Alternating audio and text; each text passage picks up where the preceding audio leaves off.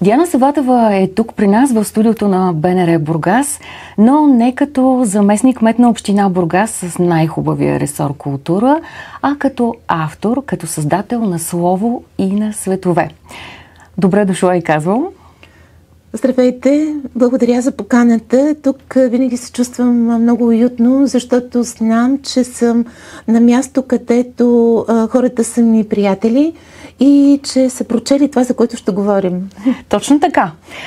Повода за този наш разговор, който казвам, не се случи много лесно, защото Диана, както знаем, е много заета. Тя непрекъснато присъства по форуми, конкурси, откривания, важни събития. Сега обаче е тук като главен герой на нашия час за култура и повода е новата и стихосбирка "Трилистна детелина". Държа я вече в ръцете си, една много малка книжка, но пълна с много съдържание. Бързам да го кажа това. Очакването да бъде зелена заради заглавието не се оправдава. Тя е синя, отново както предната стихосбирка "Капка изпреварила дъжд". Как се завъртяха така нещата, че е озаглавена "Трилистна детелина". Знаем, че в този живот всички хора търсят четирилистни.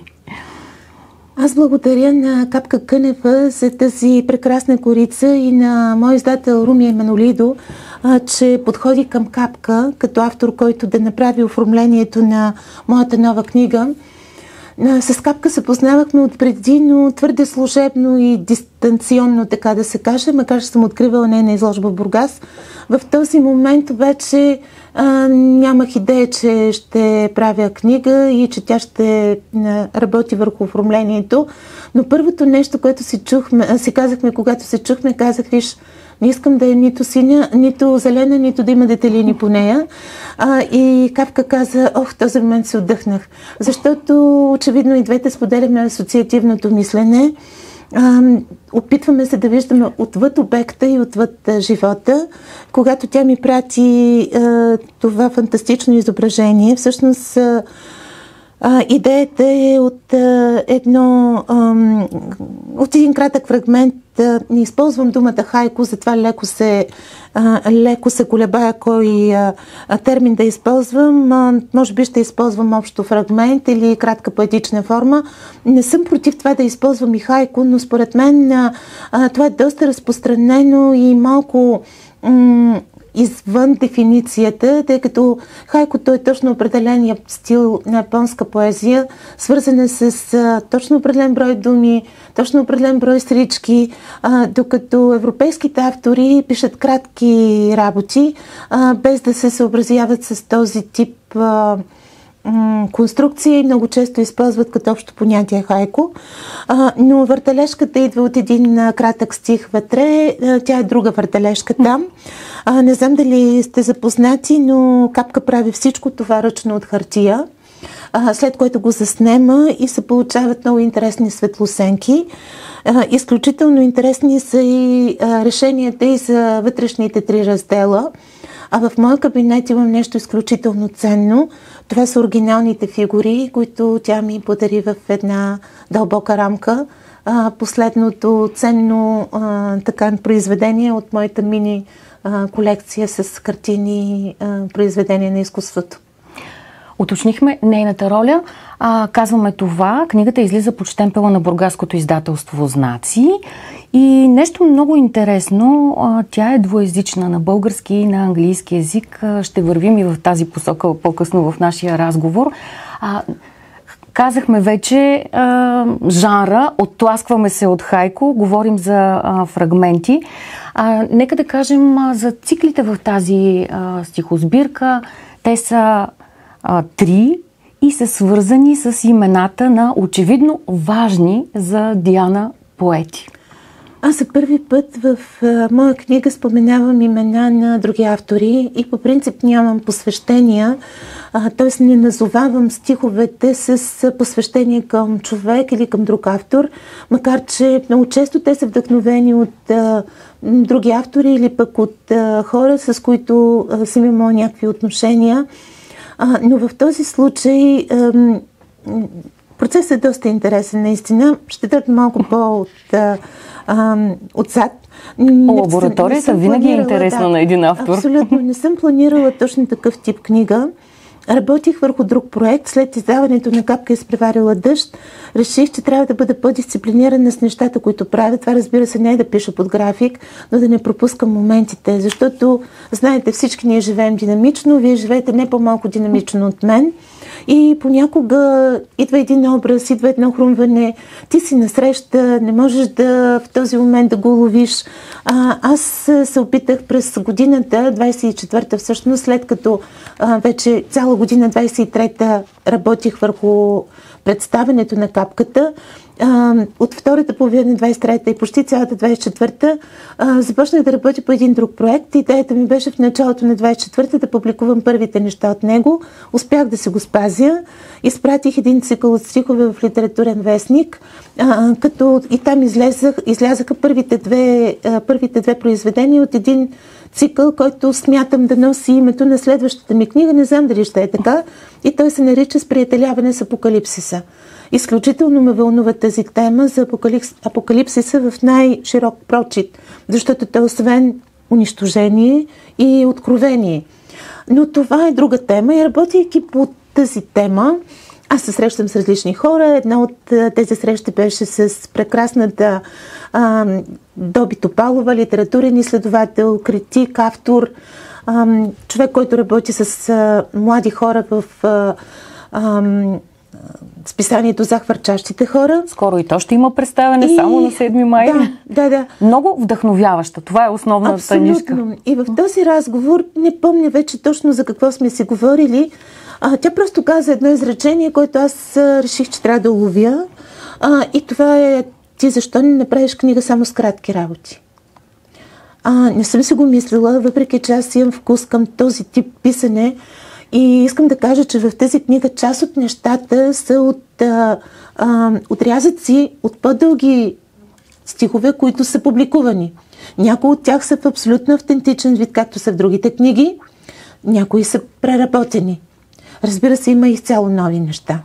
И в този момент аз започнах да работя целенасочено, работейки подсъзнателно. Пишех, събирах определени неща, докато една прекрасна събота или неделя, в която нямах събития рано в сутринта, седнах пред компютъра, все едно, че подсъзнателно бях решила как ще бъдат 3 цикъла, очевидно. Нава. Преди повече от 30 години, 35, толкова е, 90-та година излиза първия брой на едно списание, което се нарича "Нава". Негов автор и вдъхновител Иван Методиев. Аз тогава, много млад автор, ходих почти всяка седмица до София, така ми беше работата. Много често се срещах с Иван Методиев. Не съм го споделяла дори на много близки приятели.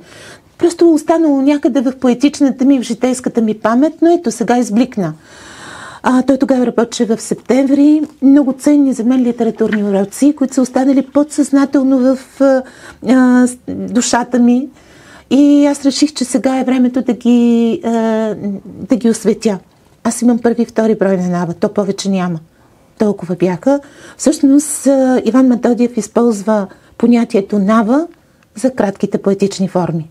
Нава е мигновението на поетичното. Не е дефиниция. Е въведението към този цикъл. В първи и втория брой има въвеждаща част, която всъщност представлява концепция на стила Нава. Оттам взех това изречение, което за мен най-кратко, точно, ясно, максимално тясно и максимално широко показва какво е Нава. Не мога да добавя нищо. За виденията и за безпокойствата, да кажем. Да, имах колебания, защото всъщност има друг бургаски автор, който пише кратко и който има една поема "Видение", това е Кирана Ангелова. Тя е също вдъхновител на много автори, изключително я ценя и обичам. И много ми се иска, аз вече съм и го казала това, когато правя представене на книга, да включа други автори, които пишат кратко. Тя има една прекрасна книга "По-беззащитни от глухарчета", в която има такъв тип кратки форми. Не съм си мислила още за представене, но ми се иска да бъде автор, който е в да бъдат от всички поколения, които са писали такъв тип произведения, и ще се радвам Керана, ако се включи.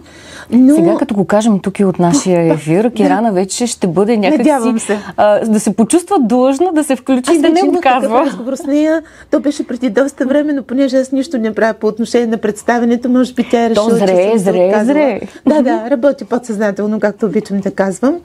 Но тук също последвах интуицията си, изцяло интуитивен избор. С Николай Искъров също се познавах, светла му памет, отида си твърде рано и аз имам една традиция, моите приятели я знаят, споделяла съм я. От жилището, където живеех преди с родителите ми, сега живея на друго място, имаме една много хубава библиотека, създадена от баща ми, светла му памет. В момента майка ми живее там, радвам се, че тя обитава това пространство и аз всеки път седивам по една книга оттам и се пренасям в моето жилище, от което вече отдавна живея, но книгите са ми връзката. И стеглям една книга съвсем случайно, която се казва Нима. Тя също е издадена, представете си, 90-та година. Нали, времето лети. Отварям я, виждам, че имам също автограф от Кольо Искъров и гледам циклите. И виждам, че един от циклите се казва Видения. За мен това отношение между видимото и невидимото, между реалното и ефемерното с особена тема и особено изкушение, поетично изкушение. Затова избрах втория цикъл да се казва Видения, с цитат от едно стихотворение великолепно на Кольо Искъров. Той няма кратки форми, но тук връзката е през съдържанието и през желанието и стремежа да видим това, което е отвъд нашия свят. И как се появява Фернандо Песоа в третия също цикъл? Също по този интуитивен и странен начин. Има една прекрасна книга, която е издадена на български, може би също 90-те години. Книга за безпокойството. Когато започнах да пиша този тип неща, предизвикани в голяма степен от социалните мрежи, т.е. да кажеш нещо на широка аудитория, в което има съдържание, но не е свързано с това как си изпържила децата вкъщи, т.е. да е нещо извън кулинарната тема. И такава поезия има. Да, която е доста популярна. И аз започнах да пиша някакви кратки неща и си казвам, нали, това не е просто нещо, което го пиша сутрин и вечерта изгасва. Има друга стойност и аз трябва да се постарая по някакъв начин да го съхраня. Тази книга бях разгръщала доста време, но не бях осъзнавала жанра фрагменти. Пак така, наистина, ако щете ми вярвайте, интуитивно посегнах към лавицата с книги в един момент. Отворих я, прочетах 2-3 фрагмента. Не знам дали съм споделяла какво правя на книгите, които чета с бележчици. Тук отбелязвам страницата, които трябва да прочета втори път, а вътре отбелязвам с стикче фрагмента или абзаца, който трябва да прочета. Отварям, прочитам 2-3 абзаца, все едно, че вчера съм ги чела и казвам ми да, Фернандо е мой човек. Затова безпокойството е състояние, което съвременният човек изключително го и тързаят, и вълнуват, и предизвикват.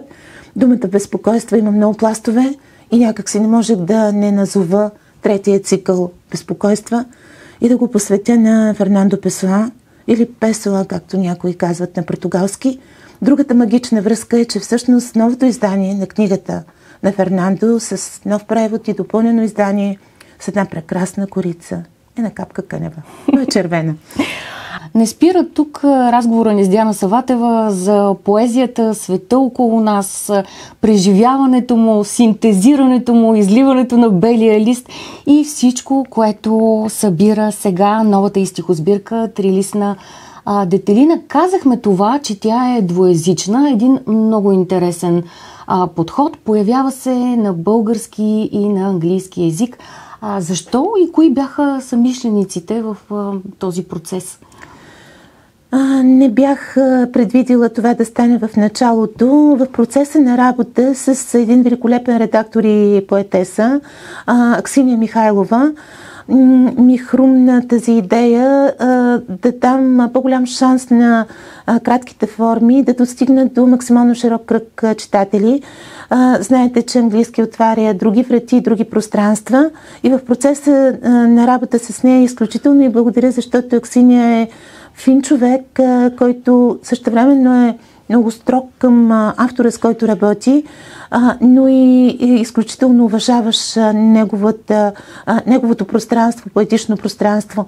В никакъв случай не от редакторите, които биха пренаписали нещо, което е рисково в поезията.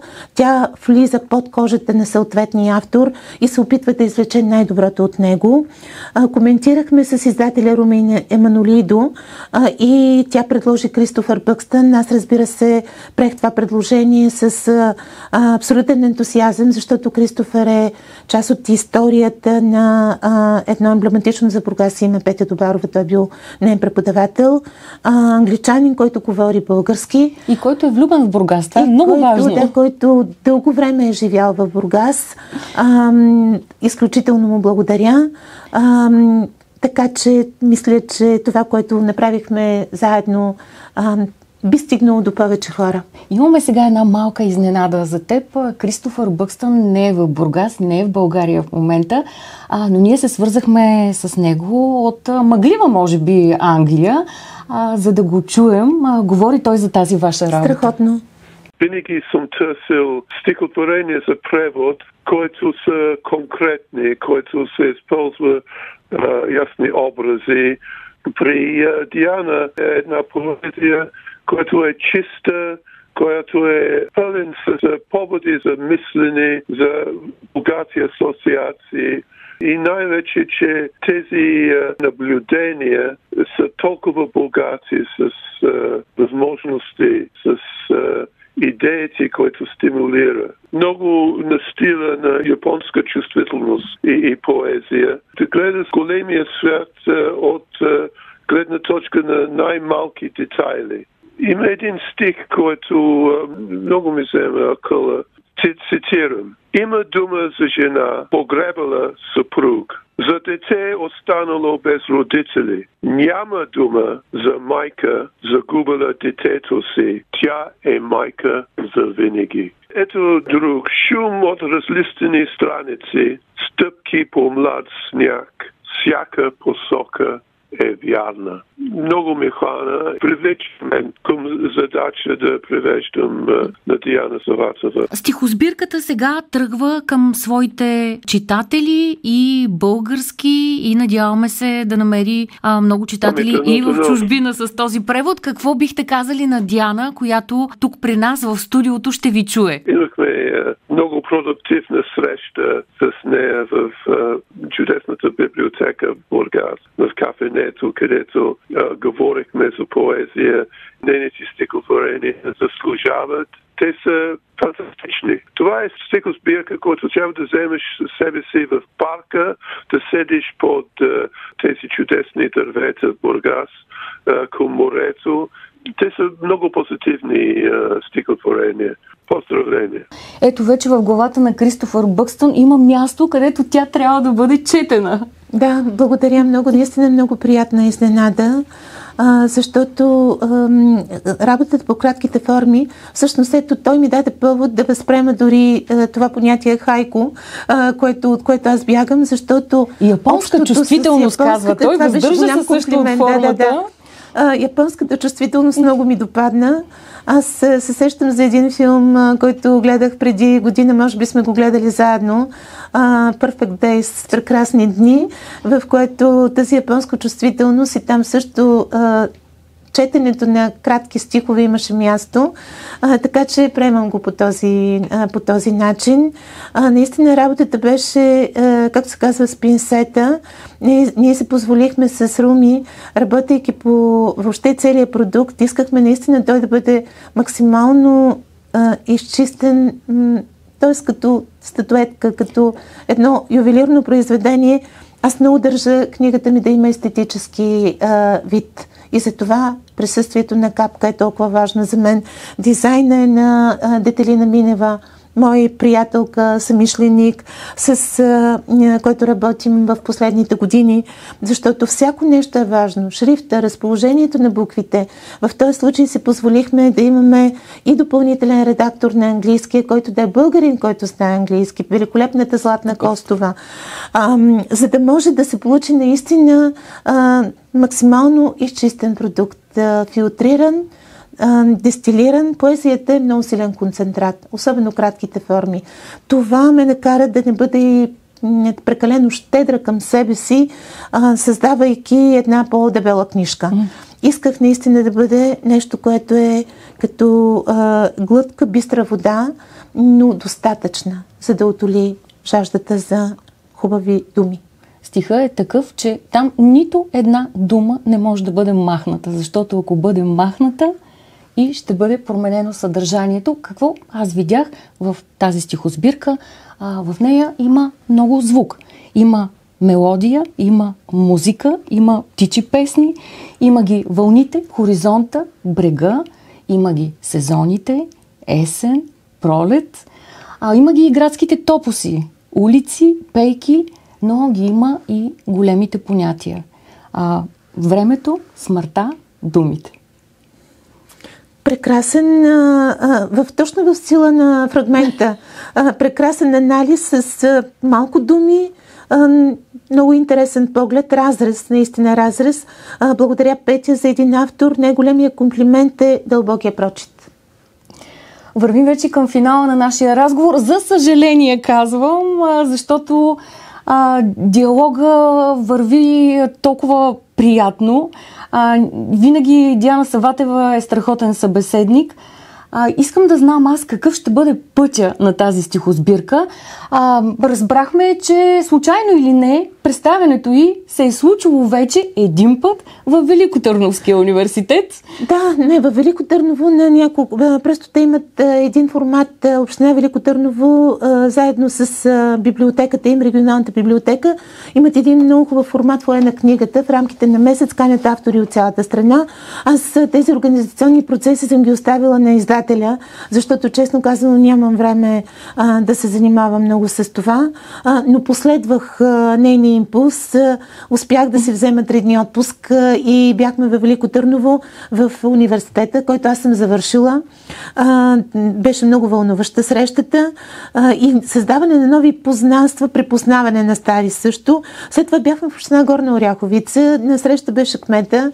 Много интересно протече също, но може би възходяща градация, въпреки че всяка среща си има своя смисъл и своето емоционално съдържание, но децата, тинейджерите, младите автори, да ги наречем, от Американския колеж ми направиха страхотна изненада, защото бяха подготвили филм, кратка импресия по предната ми книга "Капка изпреварила дъжд", и най-изненадващо, че той започна с един фрагмент, който не съм предполагала, че ще може да се усети, да речем, в друг край на България. Дъждовина. Така баба ми наричаше водата, дар от небето. И бяха направили едно филмче в рамките на, може би, 10 на минути. Аз просто трябва да го разпространя. Препоръчвам го аз горещо, защото то е толкова дълбоко и в същото време релаксиращо. Можеш да изкочиш от един много забързан делник, за да си подариш тези 10 минути дълбочина. И аз много се радвам, че именно твоя стихосбирка е станала повод за такова вдъхновение. За това да се прескочи в друго изкуство. Просто беше много вълнуващо, защото виждаш, че не е формално изпълнено. Това беше много впечатляващото. Те бяха подготвили, защото книгата, капката е с малко по-наситено синьо. То е ултрамарин, обаче леко преминаващо към лилаво. И те бяха подготвили Purple Rain за welcome, така да се каже, за добре дошла. И въобще беше интересно гостуване в една пълна зала. Все пак да кажа, че аз продължавам да мисля за представяне в Бургас и то ще бъде, наистина надявам се, под формата на не такъв тип сядаме и говорим за книгата. По-скоро наистина ми се иска да бъде един поетичен празник на кратката форма, което аз съм дала самоработното заглавие поетично парти, малкото е повече. И се надявам, всъщност подправила съм покана и за децата към Доби Топалова и нейните деца, защото те имат също великолепни кратки форми. Но трябва да призная, че готвя и едно представяне на книгата "Зад граница" през юни месец, когато са дните на българската литература в Брюксел. Завършваме с новина тогава. Да. За Бургас нямаме все още дата, обаче за това пък двоезичната трилистна детелина излиза в чужбина. Брюксел е първото място. Благодаря на Диана Саватева, че в този 30 април, последен ден от месеца, календара го откъсваме, но записахме нещо хубаво. Представихме новата и стихосбирка в ефира на БНР Бургас, разбира се. Едно изречение мога ли накрая да кажа? Всичко, няма да кажа дежурното, това събитие подкрепя инициативата и кандидатурата на община Бургас. Тя живее паралелно тази идея. През 2032 година, но всички мои дни, часове, срещи минават под този знак наистина. Аз надявам се до 32 година да създам още достатъчно интересни текстове и аз и всички поети, които и писатели в Бургас. Писателската общност е изключително важна в Бургас. И в този план просто ще кажа нещо, което всеки момент ще бъде оповестено, че ние продължаваме следващия цикъл срещи с творческите общности. Те са на 15 и 16, като първия ден ще каним на среща сценични изкуства и музика, а на втория ден визуални изкуства и писатели и литературни творци. Заедно с това планираме и среща с организаторите на събития, т.е. тези, които се занимават с важната роля да разпространяват вече готови продукти. Всичко това, разбира се, ще го прочетете в страницата на община Бургас. Благодаря. Ако се чудите какво още подготвя Диана Саватева и по какво работи, излязах от много неща. Излязахме от поетичния контекст, но всичко е свързано. Всичко е свързано. Нека завършим така. Нещо, което отворих сега, съвсем асоциативно е свързано и с всичко, което казахме до тук, с стихосбирката, с останалите посоки в живота на Диана Саватева. Лястовичка залюля жицата и отлетя, подарявайки и трептенето. Така слагаме точката на този разговор и на срещата ни тази сутрин.